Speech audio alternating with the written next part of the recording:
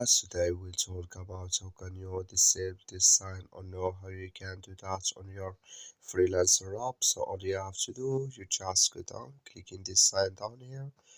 So when you click in this sign here, it's going to take you to this list here.